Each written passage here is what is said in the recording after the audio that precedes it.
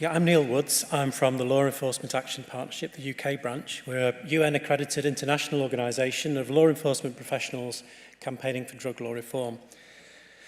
As an undercover police officer, I risked my life on many occasions fighting in the front lines in this war on drugs.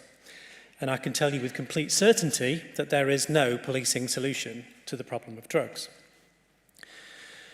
My co-writer and I, J.S. Raffaeli, wanted to explain to people with evidence just how bad things have got in this country in relation to organised crime, but also to explain cause and effect, the change over time, what's happened over the last few decades. So 2 days ago, we published our book, Drug Wars. And in that, I'm quite sure we are shocking people. It's shocked even me, and I've been up against organised crime for a long time. In one chapter in the book, we interviewed 3 Liverpool gangsters of 3 generations, so we could show just how things were different from the person who was a gangster in the late 70s to somebody who is on the streets dealing drugs as part of organised crime now. And one crucial question we asked those people was, when you were young, could you get a gun?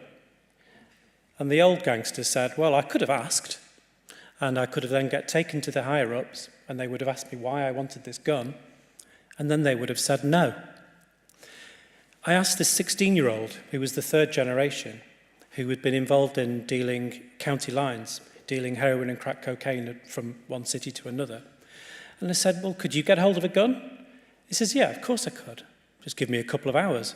In fact, once I wanted a gun, and because I had to wait for 2 hours, I took a grenade instead. And that's the state that we are at now, where we have the heroin and crack cocaine business secured in a territorial fashion by 16-year-olds with hand grenades.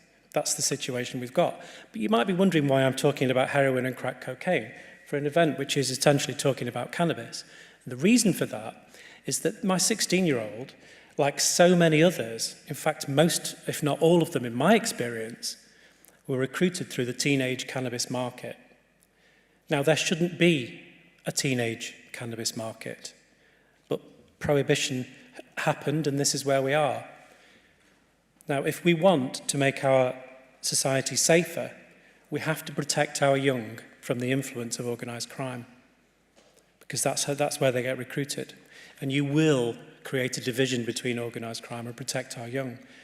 That's the reason that they brought it in Canada. That's why they've just regulated cannabis there. But for the politicians who say we should wait and see what happens in Canada, I say no.